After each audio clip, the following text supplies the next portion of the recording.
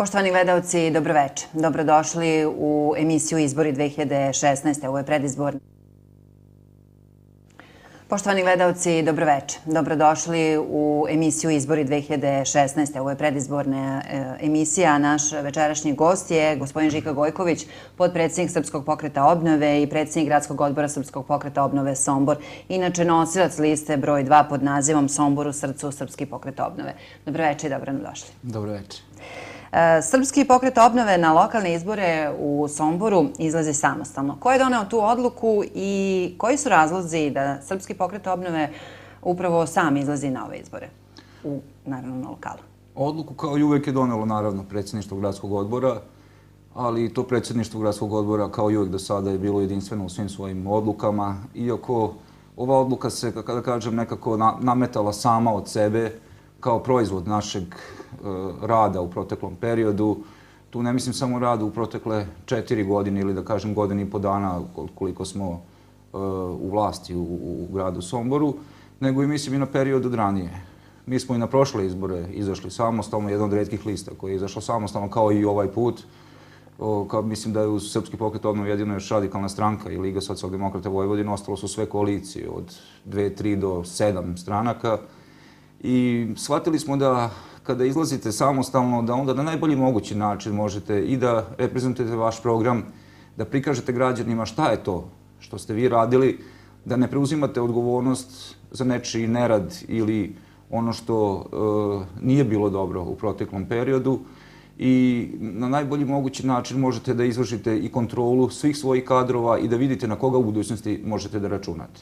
Naravno, prilikom donošenja odluke da sami izađemo na izbore, uticala je i ta činjenica da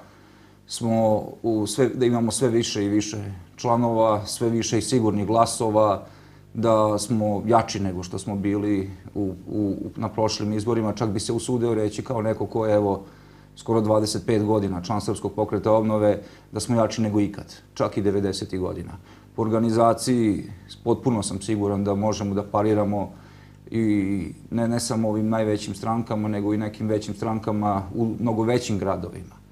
Tako da Srpski pokret obnove smatra da je najpoštenije izaći samostalno sa svojom listom, prikazati svoje ljude na lokalu, ne sakrivati se niti iza predsjednika stranke, niti iza bilo koga drugog, pokazati koji su to kadrovi koji će voditi grad, prikazati šta su dosadašnji učinci našeg učešća u vlasti u skladu sa našim izbornim rezultatom i smatram da je to nekako najpoštenije i najlogičnije izaći pred građane Sombora. A posle, naravno, ćemo vidjeti kakva će biti rasplet situacije i ko će imati koliko glasova i od toga će naravno zavisiti i kakva će biti koalicija. Obično se odluke nekako spuštaju sa centrale. Da li je centrala Srpskog pokreta obnove konsultovana kada je doneta ova odluka i da li će ova odluka da se izađe na samostalno uticati, odnosno da li će narušiti dobre odnose sa SNS-om s obzirom da na republičkoj listi idete u koaliciji sa Srpskom naprednom strankom? Pa ovo je još jedan pokazatelj da je Srpski pokret obnove potpuno decentralizovana stranka koja ima mogućnost da sama bira kako će izaći na lokalne ili pokrenjske izbore. Naravno da smo se konsultovali i razgovarali kako ćemo izaći na izbore u Somboru i u nekim drugim opštinama, ali nikakvu naredbu niti smo imali sada, niti smo imali ranije. Jeste, razgovarali smo i sa našim koalicijnim partnerima, mislim na partnere na republičkom i na pokrajinskom nivou, i zajedno sa njima doneli smo, ajde da kažem, i odluku da je možda i najpoštenije, kao što sam rekao i malo pre, izaći svako sa svojom listom, pa koliko osvoji, toliko i vredi. U svakom drugoj poziciji uvek ostaje nekih, da kažem, neraščišćenih računa, ostaje nekih repova iza nas, ko je koliko osvojio, ko je koliko radio, da li je ispunio ono što je dogovoreno. Ovako nema nikakvih zamjerki, bar kada je u pitanju Srpski pokret obnove. To je naša lista, naše ljudi, toliko smo osvojili i na kraju sa tim, da kažem, kolačem glasova ćemo da pregovaramo da li ćemo biti vlast ili opozicija. Da podsjetimo građane da je Srpski pokret obnove na prošlim lokalnim izborima također izašao samostalno, kao što ste rekli. Osvojena su 4 odbornička mandata. Nakon 2 godine provedene u opoziciji, Srpski pokret obnove je postao deo skupštinske vlasti i samim tim postao deo lokalne vlasti u Somboru. Kako ocenjujete rad lokalne samouprave u proteklih 2 godine i naravno kako ocenjujete rad ljudi iz Srpskog pokreta obnove, odnosno ljudi koje je Srpski pokret obnove kandidovao za funkcije kako u lokalnoj samoupravi, tako i u javnim preduzećima i ustanovama? Pa moram se prvo osvrnuti na to da u proteklom periodu je Demokratska stranka i Demokratska stranka Srbije imala ogroman uticaj kada je u pitanju vršenja vlasti u Somboru i da je to bio jedan dugogodišnji dvojac koji je vodio ovaj grad. Po mom mišljenju vrlo neuspešno i loše. Samim tim to govori i činjenica o stanju koje smo zatekli kada smo preuzeli vlast. Ja ne bih rekao posljednje 2 godine, nego bih rekao otprilike 1,5 godine, jer je u početku bilo određenih problema unutar same Srpske napredne stranke i mogu da kažem tek posle nekih 6 meseci od preuzimanja vlasti da smo počeli da idemo, da kažem, nekim koracima napred kada je u pitanju lokalna samouprava. Znači, govorimo o periodu od nekih 1,5 godina za koji smatram da i jeste dobar pokazatelj, ali i ne toliko, da kažem, validan, imajući u vidu koliko su šanse imali dugo godina oni koji su bili pre nas da nešto naprave. Podsjetit ću i na tu činjenicu da je pre nego što smo došli na vlast, da kažem, na lokalnom nivou, da je donešen zakon o zabrani zapošljavanja i da su to ove stranke koje su bile pred nas obimno iskoristile, pretrpajući sa svojim članstvom u javnim preduzećima, izmišljajući radna mesta, gurajući ljude gde jednostavno nije bilo potrebe za radnim mestima i mi smo sve to, da kažem, na neki način zatekli. Trudili smo se da nijednu porodicu, nijednog čoveka ne ostavimo bez radnog mesta, iako uopšte nije bilo toliko potrebe za silnim radnim mestima u javnom preduzeću, ali jednostavno nismo želeli da pokažemo da smo osvetoljubivi ljudi i da smo neko ko ljude deli po onome u kojoj stranci pripadaju, već da li su to loši ili dobri ljudi. Nažalost, jeste. Ima tu i dosta loših ljudi koji svoj posao rade loše, ali smo jednostavno toliko problema imali da nismo mogli da se bavimo svakim čovekom pojedinačno gledajući kakvi su rezultati njegovog rada, već smo gledali da rešavamo one probleme koji su mnogo krupniji. Sama činjenica da je takav, da kažem, za investitore napravljeno, da je napravljeno u Somboru da nemate apsolutno nikakvih mogućnosti da privučete investitore, pokazatelje koliko se u proteklom periodu malo radilo na privlačenju stranih investicija. Takođe, i sama motivacija malih i srednjih preduzeća koja su u Somboru je bila potpuno beznačajna. Podsjetit ću samo na raznorazne takse koje su mnogo puta podizane. Srpski pokret obnove i kadrovi koje smo predložili su učinili sve da poboljšaju stanje u gradu kako je bilo. Počeo od zamenika gradonačelnika Vladislava Živanovića, za kojeg lično smatram, a i ne samo ja, nego i popriličan broj građana, da je pravo osveženje na političkoj sceni Srbije, političkoj sceni Sombora. Potom Nemanja Sarača, koji je bio član Veća za kulturu, koji je svoje obaveze ispunjavao izuzetno dobro, koji je uvek bio na usluzi onih ljudi koji se bave kulturom, do direktora javnog preduzeća Nikole Pajića, Vladimira Jerkovića koji je sjajno radio u biblioteci, Dušana Sekulića koji je u sportskom centru uz mala finansijska sredstva bukvalno preporodio objekte u našem gradu. To su ljudi, da kažem, koji su onako bili na istaknutim pozicijama kada je u pitanju Srpski pokret obnove. Takođe smatram da je naša odbornička grupa vrlo korektno radila svoj posao, gledajući isključivo interese građana, a ne interese pojedinaca ili političkih nekih kompromisa koji su nas, nažalost, u prošlosti dovele do ove situacije gde se nalazimo. Tako da, gledajući okvirno, potpuno sam siguran da raspolažemo sa najkvalitetnijim ljudima i sa ljudima koji su u ovih 1,5 godina pokazali da se njih može ozbiljno računati. Mi nismo sedeli skrštenih ruku, naprotiv, pojačali smo se sa mnogim kvalitetnim kadrovima na koje se u budućnosti može računati, od recimo jednog Strahinje Pekeza, doktora Slavnića, na selima gdje imamo izuzetno kvalitetne ljude, u Stanišiću jednog Matijevića, u Bačkom Bregu jednog Tepavca. Ja sad stvarno ne bih želeo da nabrajam, neke ću propustiti, ali to su sve ljudi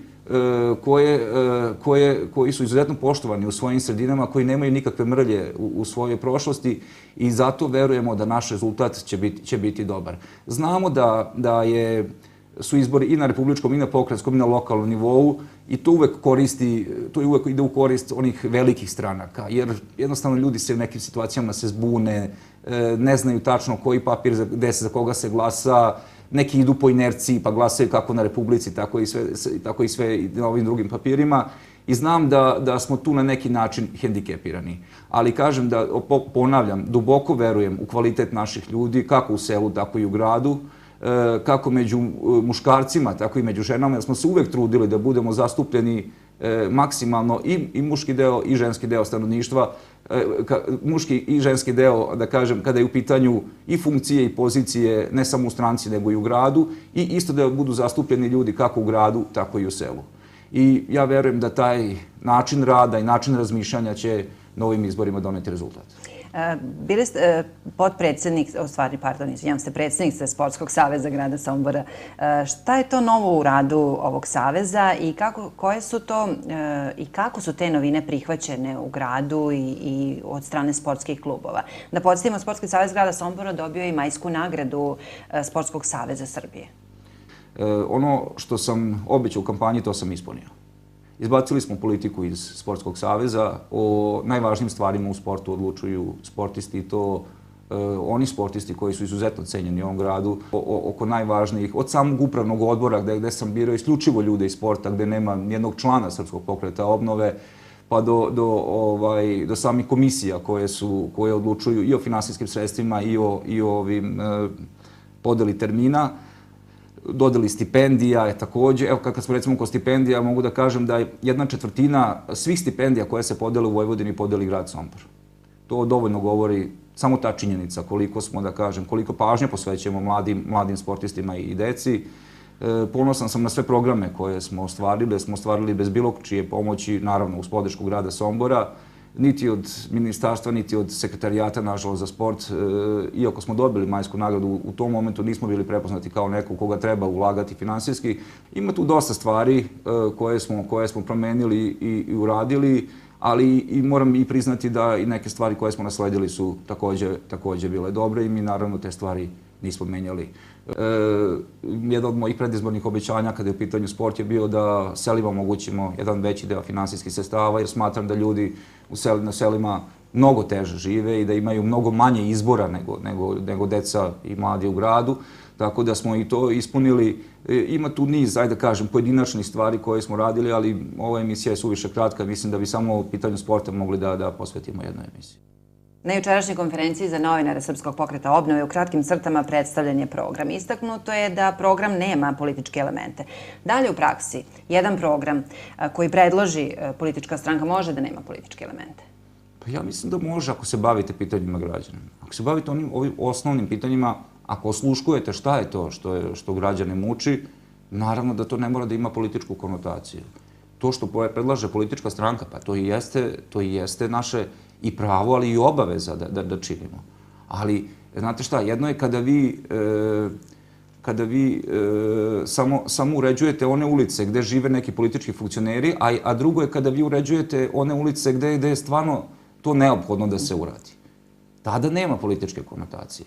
I mislim da program koji smo napisali, a koji su u prošloj nedelji predstavljali moji kolege Nemanja Sarač i Vladislav Živanović, je nešto što će građani Sombora biti vrlo brzo upoznati sa time. To je u stvari samo nastavak onoga što smo mi do sada počeli da radimo, što su naši ljudi radili kada je u pitanju vršenje vlasti u samoj lokalnoj samoupravi. Jednostavno nadograđujemo se na one teme koje smatramo da su bile uspešne. Ono što smatramo da ne može da se uradi, to smo promenili i želimo da to bude realno. Kako da realno predstavljeno građanima, tako da posle bude realno i urađeno. Biće mi čast i zadovoljstvo da taj program prezentujem u javnosti, a još veća čast i zadovoljstvo da zajedno sa svojim kolegama učestvujem u ostvarivanju istog. Kao što ste napomenuli, a istaknuto je također na konferenciji, da su to uglavnom projekti koje je realno moguće realizovati u našem gradu. Da li to znači da će političke stranke moći konsenzusom da glasaju za te projekte ukoliko naravno Srpski pokret obnove uđe u vlast? Ja se nadam da će to biti tako jer predlažemo ono što su stvarni problemi građana. Evo reći vam, samo ću se osvrnuti na dve teme. Jedna je maltene banalna. Pitanje da se iscrta staza, biciklistička staza po glavnoj ulici gde bi recimo biciklisti mogli da prolaze glavnom ulicom od, ne znam, 7 ujutru do 4 popodne dok traje radno vreme. Jedna potpuno banalna stvar. Znači, lepa nam je glavna ulica, velika je, široka je, iscrtate samo jednu stazu kao što postoji u mnogim drugim gradovima, poput Beča, Amsterdama ili slični, da ljudi ne moraju, kada dolaze na posao, Sombor je biciklistički grad, da jednostavno u to vreme, dok je radno vreme, da mogu da biciklom prolazi, da idu na posao biciklima. I da tu ne bude nikakvih problema. Druga tema koja je mnogo važnija, koja nije, tako da kažem, banalna, je tema kafilerije. Ja se nadam da konačno imamo konsenzus oko tog pitanja, ali to ne znači samo reći da mi smo protiv ovakvog načina grada kafilerije. Znači, to nije dovoljno. Dovoljno je reći šta ćemo učiniti. I ja sad to otvoreno kažem. Srpski pokret obnove, ako dobije onoliki broj glasova da predstavljamo ozbiljnu snagu u lokalnom parlamentu, mi ćemo ugasiti kafileriju. Iskoristit ćemo sve pravne osnove da kafilerija, kao ovakva kakva jeste, više ne postoji. Znači, ili će se to uvesti u red, znači, govorim kao član lokalne samouprave, ne govorim kao neko ko će sad tražiti pomoć od ministarstva, od sekretarijata raznih. To je vreme prošlo. Pomoći smo tražili, pomoć do sad nije bilo, mislim da je stanje gore nego ikad. Ovo je problem koji traje ne godinama, nego problem koji traje skoro pola veka. I mi taj problem moramo rešiti zbog naših građana. I ja sad otvoreno kažem, koliko god to nekome zvučalo možda radikalno, Srpski pokret obnove će iskoristiti sve pravne norme da kafilerija, ako ne može da se dovede u red, da se ona ugasi. Ima tu još, da kažem, puno prilike da se taj problem reši. Mi imamo, kao što vam je poznato, u Rančevu više nego dobro mesto za kafileriju. Postoje firme koje se vrlo ozbiljno bave tim poslom, koje su uređene gotovo kao apoteke, koje ne mogu da se bore sa nelojalnom konkurencijom koja dolazi iz Sombora, a svi znamo zašto i kako ta nelojalna konkurencija funkcioniše. I smatram da ako nam građani, pogotovo govorimo o građanima Selenče, poklone poverenje u ovome, obećavam da ćemo učiniti sve da ovaj problem rešimo. Koliko je u programu Srpskog pokreta obnove zastupljeno selo koje je u svim segmentima, naravno, u zaostatku za gradom? Pa kao što sam već rekao, kada je u pitanju sport, to je naravno i naše stranačko opredeljenje isto. Sela gotovo da potpuno izumiru. Nekoliko puta sam u Skupštini govorio, isključivo u Skupštini Republike Srbije, isključivo selima, o značaju, recimo, prelaza Riđica-Gara. I nedavno sam bio i u Riđici i razgovarao sa tim ljudima kako imaju sjajnu komunikaciju sa ljudima iz Mađarske, iz toga sela. Pa ako već imaju sjajnu komunikaciju, zašto im ne omogućiti da taj prelaz funkcioniše? Po nekom etničkom ili ne znam kakvom političkom pitanju konstantno se otvaraju novi prelazi kod Subotice, a zanemaruje se Sombor preko kojeg je najbliži put sa Evropskom unijom. Ja sad znam, neko će reći da, Sombor, ali Sombor nema put. Dobro je, nema put. Ali ako mi počnemo da radimo na tome ovako, otvarajući prelaze, omogućavajući da sela zažive na bilo koji mogući način, i što pomagajući finansijski, što omogućujući zakonskim nekim normama da sela bolje funkcionišu, a te zakonske norme Srpski pokret obnove u nekoliko navrata govorio, ja smatram da sela mogu da prestanu da izumiru samo na jedan način, to je da se ukrupnjavaju i da postaju opštine i da imaju samostalne svoje budžete. To je jedini način, a ne da im neko iz grada diriguje koje su njihove potrebe ili da, što je još i gore, dirigujem da li će im dati ovoliko ili onoliko novca. To je isključivo bilo političko pitanje i onda neko ko sedi u Somboru kaže sad ja u Riđicu neću da ulažem zato što se moj odbor raspao. Ili neću da dam za Kljajićevu zato što je tamo neka druga većina vodi mesnu zajednicu. To su strašne stvari. Vi se poigravate sa sudbinama ljudi. Znači, cilj je Srpskog pokreta obnove da se utvrde zakonske norme, a ja mislim da i po zakonu postoje već sada velike mogućnosti da se sela ukrupnjavaju. Ja ću podsjetiti samo da je Stanišić jedno pre bio opština i kad sam bio, evo, nedavno u Stanišiću, ljudi su rekli da su tada mnogo bolje živeli. Znači, pođemo samo od administrativnih problema, birokratskih problema, gde moraju za svaki papir da dođu u Sombor da doputuju. Ovako bi se to rešavalo, recimo, za Riđicu, Stanišić, Šantić, Miletić, napamet pričam, u jednom mestu. Tako bismo imali 3-4, da kažem, ne moraju se one zvati ni opštine, ali je bitno da imaju neke mehanizme vlasti u svojim rukama i da ne zavise od grada. To je jedini način da naša sela prežive. Sombor ima sjajan geografski položaj, nadam se da ćemo jednom već i taj put pokrenuti i to, evo, sad godinu i po dana, kada smo preuzeli vlast, pre godinu i po dana i kada smo sazvali ljude po pitanju rešavanja puta, shvatili smo da ne postoji apsolutno nijedan sastanak koji je prethodio tome da se uputi zahtev da konačno se rešava pitanje puta od Vrbasa do Sombora. Znači, nijedan zahtev opština Sombor nije podnela gore, a sad samo podsjetite se koliko su moći vlasti imali, recimo, Demokratska stranka u tom momentu. Kandidat ste za narodnog poslanika na listi Aleksandar Vučić Srbija pobeđuje. Bili ste narodni poslanik i u prethodna 2 mandata. Šta jedan poslanik može da uradi za svoj grad, naravno ako mu građani daju poverenje, a ujedno, moram napomenuti, vi ste dugo u politici, da li ste nekada imali neku nepristojnu ponudu, ajde da je tako nazovemo, da Srpski pokret obnove zamenite nekom drugom strankom? Pa prvo, ovo su 2 pitanja. Prvo pitanje je da, kao narodni poslanik možete da utičete. Ako ste uporni, ako imate želju, ako volite svoj grad. Ja sam, evo, 8 godina narodni poslanik i vraćam se uvek u svoj Sombor. Nisam imao nameru, kao da većina mojih kolega, da se preselim u Beograd. Ja živim za svoj grad i trudim se da mu pomognem. Znači, kao narodni poslanik, ako ste uporni, ako obijate pragove onih institucija koje su potrebne Somboru, vi možete nešto da učinite. Evo, samo jedno pitanje, samo jedan primer, da je policija u Trepču ušla 2 dana posle mog govora u Skupštini. Ima još niz takvih stvari i oko Severtransa, i oko, ja sad ne bih da sebe ističem, to znaju jako dobro ljudi i sindikalci s kojima sam komunicirao i ne bih voleo da govorim o sebi. Ima toga dosta. Bavio sam se i pojedinačnim problemima ljudi, strašnih sudbina ima. Kogod je tražio prijem kod mene u Skupštini, ja sam ga primio. I pokušavao da rešim problem, iako sam u stranci koja nije deo vlade, niti jednog ministra imamo u vladi. Ja sam se trudio da pomognem koliko je u mojoj moći. Kada govorimo o ovoj drugoj znači može. Naravno da može, pogotovo ako imate stranku koja ima ozbiljan deo vlasti i učešća. Kada govorimo o ovom drugom delu, jeste, ja sam član, evo, skoro 25 godina Srpskog pokreta obnove, tako nekako to više za mene nije ni političko opredeljenje, već način života. I jako bi mi teško bilo da sam promenuo stranku. Nekako, ne znam ni sam kako bi se osjećao bi se kao da sam izdao sam sebe. Naravno, to ne znači da ja one ljude ne cenim koji su promenili stranku, ima raznih razloga.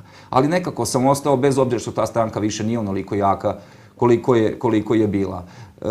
Srpski pokret obnove, kao što sam već sam rekao, za mene način života, iako ja i dan danas mislim da neke stvari su se možda u našoj stranci mogle odvijati drugačije. Znači, nisam od onih koji misle da je sjajno, već sam poprilično kritičan kada su u pitanju strateške stvari i da kažem, ono što je Srpski pokret obnove radio u prošlosti, ali naravno da ako se pokažete, pogotovo ovih 8 godina, ja sam imao priliku da kažem, i da kroz Skupštinu da se istaknem svojim govorima, da privučem pažnju i kao javna ličnost i naravno da je bilo ponuda. Bilo je ponuda takvih da obezbedim celu svoju porodicu, pa čak i ljude oko sebe. Čak u jednom momentu i Dinkić pre jednog godina dana kad sreo rekao da zbog mene je izgubio izbore jer nisam hteo da prihvatim da budem predsjednik pokrajinskog odbora u Vojvodini. I to su uglavnom stvari koje se dešavaju kako meni, tako i nekim drugim ljudima koji pokazuju da žele dobro svojim sredinama odakle dolaze. Ali ipak moram izdvojiti jednu interesantnu stvar kada je u pitanju nemoralne ponude u politici. Mi smo imali jednu našu, sada je već bivša članica, pre 4 godine, koja je doslovno došla i rekla ovako: ako ja budem bila u kampanji vredna i kvalitetna, da li bih mogla da dobijem nove grudi? Ja znam da ovo ko gleda da će mu ispasti jako smešno, kao što i nama u prvi moment ispalo smešno, jer smo verovali da je to šala, međutim kada je drugi, treći put to ponovila, onda smo shvatili da nije šala i danas smo srećni što ona više nije sa nama. Za samo 10 sati prikupljeno je 1300 potpisa građana za listu Sombor u srcu Srpski pokret obnove od 43 odbornička kandidata. Koliko ta činjenica Srpskom pokretu obnove daje nadu da Srpski pokret obnove ima podršku građana, da i dalje bude deo lokalne vlasti u Somboru? Za nepuno 24 sata smo skupili listu. Jeste 43, mi smo želeli prvo 50, bilo je tu neki tehničkih problema oko ljudi koje smo želeli da kandidujemo. Znate šta, to se i plaća, nije to tako lako skupiti ljude, najlakše je skupiti ljude na papiru, pa ajde sad idemo na listu. To se i plaća, mi nismo stranka koja ima velike finansijske mogućnosti. Procenili smo da je između 40 i 50 jedan sasvim normalan broj da i popunimo, da kažem, sve delove grada i sela i da ravnomerno napravimo ono o čemu sam malo pregovorio kada su žene i muškarci u pitanju. Smatram da imamo više nego kvalitetnu listu. Sam pokazatelj da smo za 24 sata skupili, da smo skoro pola dana imali samo jednog overivača, govori dovoljno o našoj snazi. Ja dalje o tome više ne bih govorio, jer ćemo tu snagu pokazati za nepune 3 nedelje. Gospodine Gojkoviću, hvala vam na današnjem gostovanju. Emisiju naravno privodimo kraju. Nadam se da ćete nam biti ponovo gost, naravno u novom sazivu Skupštine grada Sombora. Sa zadovoljstvom. Hvala na pozivu. Poštovani gledalci, hvala na pažnji. Bila je ovo emisija Izbori 2016. Prijetno.